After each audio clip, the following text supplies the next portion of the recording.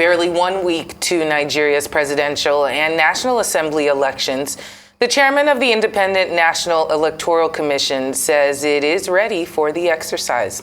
INEC National Chairman Professor Mahmood Yakubu stated this in Abuja on Sunday after a tour of the training center for ad hoc staff and the inspection of facilities for the collation of votes. Yakubu said core members who have been recruited to serve as ad hoc electoral officials would swear to an oath of neutrality and that the National Peace Committee would meet on Wednesday for the signing of another peace accord going into the polls. INEC's former Director of Voter Education and Publicity, Oluwole Osaze Uzzi, is with us now to discuss INEC's preparations for Saturday's election and efforts being made at ensuring a hitch-free exercise. Welcome to Newsday. Thank you so much for joining us on the program. Good afternoon, and thank you for having me on again. Well, we have seen how there have been pockets of pandemonium across the country due to the Naira scarcity. We also know that there are fuel queues all over the country. INEC itself has come out to say that there might be issues with distributing materials to the places that it needs to go. And I guess most worrying of it all is the deployment of some police and staff of security. What do you make of how the next couple of days will unfold? Do you have confidence that INEC will be able to overcome these huge Herculean challenges that have been thrown last minute? And which strategies are being used? Thank you for having me. I can only speak from the position of an outsider, but admittedly an outsider with some insights into how INEC usually functions, having spent the better part of 2 decades with the Commission. I am aware that a lot of materials, a lot of stuff have already been moved from the headquarters, from Abuja, to the various destinations, the various states. Prior to now, a few months ago, non-sensitive materials, things that are not so controversial, posters, and those non-sensitive materials had already been moved. And INEC has zonal stores in which he had stored even some of the materials prior to now. So the deployment, the movement of those materials should not present too much of a challenge. I also want to believe that even the sensitive materials, including the beavers machines, had long been arrived and deployed to the states. So I don't think that is the things that are left behind will just be urgent things and a few other things. So I don't think the movement, the logistics will be too much of a challenge. But we are operating in an environment where there's so much uncertainty. There's so much in terms of finances, and I'm aware that the chairman of the commission and members of the commission were in the with the NMPC MD. They've been to the central bank, so they've been to consulting with critical stakeholders who hold sway in the various sectors that present their challenges. So I think everything's under control. Most of these things were planned for. The unforeseeable ones, I think, are being dealt with as the need arises. I share in the confidence which the chairman exuded yesterday. So I think the commission should be just about good to go. Now, considering the number of attacks recorded on INEC facilities over the past couple of months, are you worried that insecurity might be an obstacle, in conducting free and fair elections? Oh, any reasonable person would be worried. Not just the attack on facilities. That is an aggravating circumstance, really. People are worried about the safety of the officials, the safety of members of the National Youth Service Corps who form the bulk of the ad hoc personnel. The university lecturers and professors will be worried as well. So both in the recruitment, fortunately, from the reports I have received on the training, quite a number of people have turned up for training. That has not dampened their spirits, but there's also the possibility that some of them in the last minute might change their minds. But insecurity is a big worry because it can impact negatively, very negatively, on different aspects of the process. You know, you're talking of just insecurity, not just attack on INEC facilities, but you're also talking about kidnap for ransom. You're talking about general insecurity from the southeast, for example. You're talking of banditry. You're talking of herdsmen clashes, communal clashes. All those things impact very negatively because in the atmosphere of violence, it cannot be said that people have freely made their choice. All who are eligible to turn out have turned out. Some people will be scared and turn away, especially persons living with disabilities, nursing mothers. A lot of women will not want to go out if there's that fear that they may suffer some kind of attack. Unknown gunmen in different parts of the country. All those are worrisome trends. Even you as the media, there'll be a lot of hesitation to want to go out to places there where there's a clear danger. So that's a worrisome thing for everybody, all stakeholders. And just to flog this cash policy issue one last time, we know that we were told that it should curb the issues of vote buying and other irregularities that occur during election season. Do you believe this is the case? Sorry, what will cure it? I didn't hear that first Well, part the of the fact question, that we are changing currency, right? That we are, they're mopping up all the old Naira notes and in hopefully introducing new Naira notes into circulation. One of the cells was that it would help with vote buying and other illegal activity that goes on during the elections. As we are only 6 less days away, do you believe that this has helped with some of the vote buying activity that maybe would be running rampant at this particular time? Has it helped or is it has it not? Well, I don't profess to be an expert or economist or an expert in any of those areas. I really don't know. I will think so, though. Some people argue that it has on the contrary, that it has made people more desperate, and politicians who it's alleged have hoarded the new notes will bring little bits of it out on election day. So it's even cheaper to buy votes. Some people have argued that way. But all in all, and generally, I think that it has helped, certainly, in the sense that the volume of money that is likely to be illegal money, that's actually likely to come into the system in terms of vote buying, is likely to have been curbed quite considerably. And it seems when, as somebody once said, when the politicians or the political class are desperately clamoring for a policy, then you know that it probably is good for them, but probably isn't good for the majority of Nigerians, the majority of citizens. I don't think the volume of money is restricted.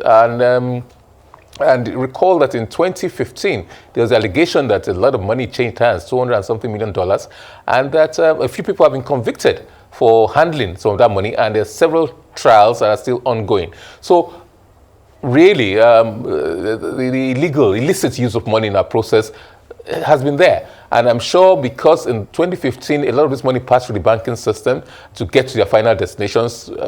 The political class have learned their lessons, and from stories we've heard, I cannot verify those stories, that a lot of illicit money had been moved in the past couple of months. Some people say up to a year. Money has been moving and stacked in safe houses, and I think most of that will now be useless to those who had hoped to use them to buy votes. And I don't even like the expression buying votes or for voter inducement, to bribe the voters. I think it will blow up in their faces. Yes, I do think so. Still on the issue of voter inducement, there's a trending video of old Naira notes being distributed to people on behalf of a certain governor in order to get the people to vote for him. So I'd like to know what role, if any, does INEC play, is INEC supposed to play in curbing vote buying? For instance, can the person on whose behalf this monies have been distributed, can the person be sanctioned by INEC? Is that possible? Well, let me speak as a lawyer, first of all. Except it is traceable that to him, except he's complicit, it can be proven that the governor, or whoever it is complicit. If he's a governor, he has immunity under Section 308 of the Constitution. So, in a sense, while he's still governor, he cannot be prosecuted. That's it. 2, INEC is a very weak regulatory body. Apart from a management body, it's also a regulatory body. But it's a very, very weak body. It cannot sanction anybody. INEC has no power, probably the weakest regulatory body in this country. It has no power to sanction anybody. The only thing it can do, if that is, if it's to take it further, is to liaise with the security agencies that have, whose remit it is to arrest, to investigate, to arrest the people concerned in that video. I don't think that should be, since their faces are well known, with the cooperation and collaboration of the public. I think they can get those people. They can, people know them in the community. We've narrowed it down to particular states, and I'm sure you can narrow it down to particular local governments. So it's going to be too difficult to get those people. INEC can liaise with the security agencies. When those people have been apprehended and prima facie case established against them after investigation, then INEC can prosecute. That's where its powers are limited. It can only prosecute those people who have been arrested, who have been apprehended, and referred to it for prosecution. After the lawyers go through it and say, look, there's a prima facie case established, we can take this to court. That's where INEC comes in. So unlike the central bank that can revoke the license of a financial institution, that can, and then you can go to court if you are aggrieved, INEC cannot do anything against those who are caught in infraction of the law in that regard. Nothing more. The law doesn't empower you to do anything more. Well, thank you for letting us, explaining that to us. There can be some confusion as to the length of arms of power that INEC has at its disposal. These particular elections, we know, have been touted to be for technology. Technology is supposed to be introduced in order to make things freer, more fair, and more transparent. And I'm talking about the BVAS and IREV software. Now, with the issues that were experienced recently with the Osun State governorship elections, where we saw there were cases of overvoting, which caused the sitting governor to be unseated, and of course a tribunal, basically back and forth. With this little test case in Osun State, would it be fair to say that more of these types of situations could possibly occur with the presidential elections, in which real-time results are not generated, therefore two ledgers of tallies, votes come out, and then later on it has to be discussed at a tribunal at a later date? What I'm saying is, do you see a situation where results will be long drawn out due to the fact that technology is being checked up against human error? Do you foresee a situation where the elections would be long and dragged out, and where there would be a few court cases, such as the issue with Senator Adeleke in Osun State? How do I answer you now? We're a litigious people, we're a litigious society, especially when it comes to electoral matters, more so than any other country that I am aware of. Already, you have over 700 cases that were filed against intra-party disputes as to the correct, rightful nominees of political parties to be sponsored at elections. More than 700. That's confirmed by the Chief Judge of the Federal High Court and also by the Court of Appeal. In the last 3 weeks, the Supreme Court has been inundated with cases. It does has not done any other case except pre-election cases. So that is a pointer to what is likely to happen. Even more so now that you're trying something relatively new. Yes, we've deployed technology before, but the building blocks have been there. That's why you have a permanent voter's card that has a chip inside. That is technological based. That's why you have an electronic register of voters. That's technological based. Now we've gone one step further, or two steps further, the BVAS and then the IREV. Osun, I'm happy that Osun happened when it did. It's a pointer to the fact that technology is not a cure-all. I think that has to be clear. It's not a silver bullet that will cure all our problems of our electoral cycles. It's not at all. But it will hasten, it will help, it will improve the integrity of the process, it will lessen human interference in the process, and also you cannot have technology without a trail. There has to be a manual trail to deal with it. And our process is not completely technologically driven yet, because a lot of things are still manual, like voting itself, casting your vote in itself. Yes, it's new. So because it is new, certain things have not been tested, and people will continue to test this thing. So yes, for example, if the card reader does not function properly, the law says, look, if the card reader is not functioning properly, you come back the next day, you countermand the elections, and come back within 24 hours the following day. INEC come and conduct the elections. So yes, it can be long drawn out. If election is postponed because of violence, that will impact on when the results will come out. And we are not exactly very good losers, and we like to test things and test it to the limits for different reasons. Some selfish reasons, some to keep the troops happy, a tonic for the troops, that while you are in the tribunal, there's hope, while you're in court, there's hope. So some people do that for that purpose. But others, just for the sake of, I didn't lose, doesn't free and fair. Yes, it will be tested. I'm confident of that. The card reader was tested. That was the precursor to the beavers. The card reader was tested as to its validity. Then it wasn't in the law, and the Supreme Court, even though the Tribunal and the Court of Appeal seemed to favor it because of the improvements it brought to the process. But the Supreme Court said it was not written in the Electoral Act, and it was in the guidelines of the Commission. But the guidelines they are inferior to the Electoral Act, because the Electoral Act is an act of the National Assembly made by the elected representatives of the people, whereas INEC regulations were made by technocrats sitting in the room. So it has to bow and give way to the Electoral Act. Now, beavers and the increased technology is in the Electoral Act. So it's taking a pride of place, as it were, in the scheme of things, in the architecture of elections. People who want to try, people who want to do that. I think lessons have been learned. I'm aware that INEC went in and did a post-mortem. What do we do to ameliorate the situation? What do we do to solve this problem? So I think next time, before it certifies results, I think it will have satisfied itself that all the results from the machine, from the beavers machine, have also been upended at the back end of the portal as well, at the server, so that the data in the server will match the data in the beavers machines. All data transmitted should hit the server, and if there's none, then the audit trail will go and look at it and resolve it before that. So that might take a while. So I don't expect that within 12 hours you are likely to get results. So I think people should be aware of this, and I recommend that people pay close attention to some of these finer details. Now, some people have expressed doubt about INEC's ability to transmit the election results electronically due to inadequate power supply and, sometimes poor telecommunication system. Would you say that INEC has put in place maybe a backup plan in case they face such challenges? Well, first of all, you don't need power supply to transmit. There are spare batteries to these beavers machines.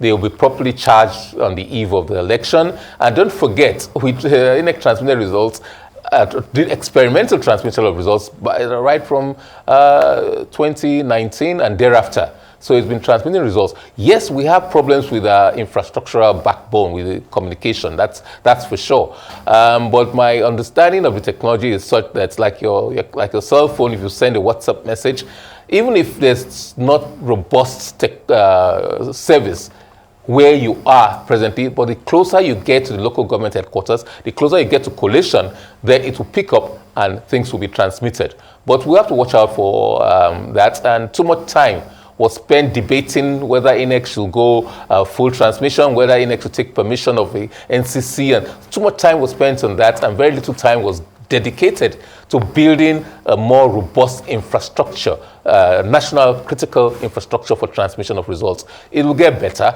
but you don't throw a baby with the bath water. We had these problems with when the cheap cards first came, the ATM cards, and a lot of the time you go to your ATM, you try to withdraw money, it says it has paid you, but you don't have the money. So I think we can only improve. Well, a few months back, we had an interview with a retired military officer, and I asked him this question, and maybe you can help me answer it as well, because it seems that the government's still stuck with the decision to use NYSC members heavily, it seems, as core staff for a lot of these polling units nationwide. We were hoping that it would be something that would be reconsidered, especially considering the temperature of what is on ground and the vulnerability of minors, children, or individuals who have less experience in life in general. What's your opinion on that personally? And is this something that might get reviewed in the next elections? Because as we know, these situations tend to get a little bit violent, and the most vulnerable are those who would be affected. What's your opinion? Well, whether you recruit from the communities or wherever you recruit from, the exposure to violence will still be there. So, as a non sequitur, I don't see the correlation or those who propagate that. I don't see the. Now, the question I ask people who say that is that, what is the alternative? First of all, we tend to forget that we have tried in a history of elections, we have tried different methods, and this by far supersedes and is better than any other one we have tried. There's an army of unemployed Nigerians who will be very happy to take up this position. But do you want to give that army of unemployed people such a job? It makes them more susceptible to being influenced. You know, promises of employment, promises of inducement, bribery, those things are there. And issues of accountability. How do you account for these people? When they misbehave, when there are infractions, who do you report them to? With the NYSC, you can report to the authorities. Their discharge certificates can be withheld. So you have some more level of control over these people. People say teachers. I recall that a few years ago, we used teachers in a particular state, but they formed the bulk. But in that particular state, teachers have been owed for several months. And the governor begged, and a lot of people interested stakeholders begged, let us not use teachers because they will likely go against the sitting governor in that particular state. You can't use civil servants, the same thing. They are more susceptible to being manipulated by their bosses who are the political leaders. So I really don't think, the question I ask everybody who asks me that, where are you going to get the bulk of the people from? Nobody has been able to give us a satisfactory answer. So for the foreseeable future, and I don't even see how that is likely to change, for the foreseeable future, that's going to be the case. I recall that in 2006, the then commission advertised in several newspapers and said, look, we want quality representation, quality people to, we didn't get quality people to come out. We were thinking of retired judges, retired directors, especially federal civil servants. The response was very, very, very poor. And those, when we critically looked at those who were applying, they are not exactly people you will want to use for this kind of sensitive position. So if there's a better solution, I'm sure the commission would like to hear it. I haven't seen any. Now, a couple of weeks ago, there was a little bit of controversy about Section 65 of the Electoral Act, with a senior advocate of Nigeria asking or saying that the section should be expunged. But I'd like to know your view on that. How likely is it that INEC will return someone as a political office holder and then withdraw the decision within a few days? Do you see that happening? I believe Section 65 deals with the confirmation of the results. Is that correct? Yes. If that's the case, we don't like to say it, but we've moved towards some other jurisdictions and their jurisprudence, in the sense that results are not really final, because if there is a complaint, and I expect there will be lots and lots of complaints, from my experience, more than 90% will have some complaints. INEC, within 7 days, has to look at that result and whether there has been infractions, serious infractions of the guidelines or of the Electoral Act itself. So administratively, the commission will look at it and decide that, look, we want to uphold this result. Oh, you're right, there's certain infractions here, and the returning officer was wrong in making a return. I don't think it should be expunged. I think it's a very useful thing. Don't forget, for example, that in this last cycle, in 2019, there's senators. A senator held a gun, or it was alleged, I think it was more than an allegation because it has never ever really been rebutted, held a gun and at gunpoint got a declaration. The law as it was then, that once a declaration is made, INEC has no role to play. Nobody can do anything. Once a returning officer makes a declaration, then you're obliged to give them a certificate and swear them in. Only a tribunal can overturn that declaration. And in that case, I think technically the tribunal did not give that declaration, but INEC withheld the certificate of return and said, we will not give that certificate because that duress, undue influence was too heavy. It was not a voluntary decision of the returning officer in accordance with the rules and the law. He rushed to court, and the courts agreed with him on the technical ground that, look, it is for the tribunal to say that. But now the law has empowered INEC to say, look, once the returning officer was under undue influence or duress, then that return is not a voluntary return. It can review that result. Once, for example, the returning officer has been compromised and has thrown away certain results he ought not to have thrown away, the commission will look at it and say, after all, it's the commission that will be sued. It's the commission that has ultimate responsibility. The buck must stop somewhere. It stops with the commission. The commission conducts the election, but has agents. If the agent doesn't do what the principal requires him to do in accordance with law, then that principal should have the power, the responsibility to take the final decision on it. After all, it's the agency relationship recognizes that the principal still exists. I'm in total support of it. I don't think the senior advocate, with due respect to him, probably took these things into consideration.